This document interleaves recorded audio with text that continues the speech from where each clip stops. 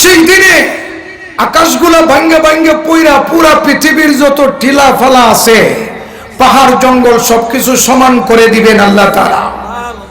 সমান করে আল্লাহ তাআলা সবকিছু ভেঙ্গে দিয়া সাত আসমানের ফেরেশতা দিয়া সাতটা বাউন্ডারি দিবে পুরা পৃথিবীর মধ্যে। বাউন্ডারি দিবে এজন্য যাতে পৃথিবীর মানুষ মাঠ থেকে কোথাও পালাইতে না পারে। যেদিকেই যাবে ফেরেশতারা সেদিকে দাঁড়ায় আছে অস্ত্র সহ, যেখানেই যাবে মানুষ পালানোর জন্য। কারণ আপনারা জানেন এমন একটা দিন আসবে যেই দিন ইদা জাআতিস সাখা, সেই দিন শুধু চিৎকার আর চিৎকার মারবে মানুষ, বাঁচাও বাঁচাও করে চিৎকার মারবে। সেই দিন আল্লাহ তাআলা যখন তারকাগুলো জমিনের মধ্যে ফেলায়া পুরা সাগর গুলোকে আল্লাহ তাআলা সমান করে দিবে, সেই সময় আল্লাহ তাআলা ইসরাফিল নামক একটা বাঁশিওয়ালা বানায় রাখছে। বাঁশিওয়ালাকে ডাক দিয়া বলবে, হে বাঁশিওয়ালা, আমার মাঠে মানুষ আসার জন্য তুমি একটা ফু দাও। বাঁশিওয়ালা ইসরাফিল তিনটা ফু দিবে। প্রথম ফু দেওয়ার পরে পুরা পৃথিবীর মানুষ যে যেখানে আছে সমস্ত মানুষ জমিন থেকে লাফায়া লাফায়া উঠবে। ইয়াউমা ইউফাখু ফিস-সূর ফাতাতুনা আফওয়াজা, সিংহার মধ্যে যখন ফু দিবে, পৃথিবীর ভিতরে যে মানুষগুলো আছে দুনিয়ার শুরু থেকে নিয়ে আদম আলাইহিস সালাতু ওয়াস সালাম থেকে নিয়ে ওই ভয়ের দিন আসা পর্যন্ত যত মানুষ যেখানে শুয়ে আছে, মাটির ভিতরে যারা গলে পচে হাড্ডি সহ বিলীন হয়ে গেছে, সেই মানুষগুলাও পুনরায় আল্লাহ তাআলার ওই দিনে হাজির হওয়ার জন্য নিজেদের মাটির ভিতর থেকে উঠবে।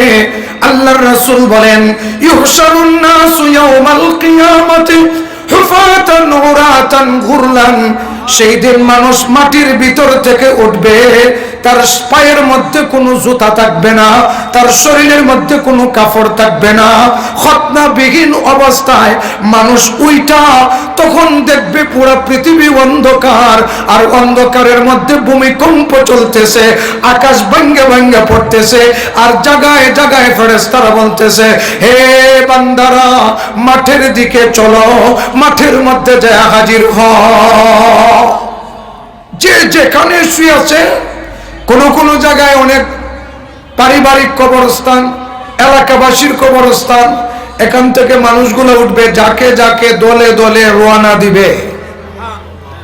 প্রত্যেকটা মানুষ অন্ধকারের মধ্যে পড়ে থেকে একটাই চিৎকার মারবে, وقال الإنسان يومئذ ما لها إذا زلزلت الأرض زلزالها وأخرجت الأرض أثقالها, জমিনের পেটের ভিতরে যা আছে তা বের করে দিবে জমিন। وقال الإنسان ما لها, হায় হায় আজকে আমাদের কি হলো, আমরা কি হলো, একটা আতঙ্কের মধ্যে পড়ে সমস্ত মানুষ আতঙ্কের মধ্যে পড়ে, হায় হায় কি হলো, আমরা এখন কোথায়, কি করব, এরকম একটা অবস্থা শুরু হবে। আল্লাহ তাআলা সেই দিন সমস্ত মানুষকে একত্রিত করবেন, সবগুলা মানুষকে একত্রিত করে আল্লাহ তাআলা ওই দিনে মানুষের ফাওনা বুঝানোর জন্য একটা পাল্লা এনে করাই দিবেন।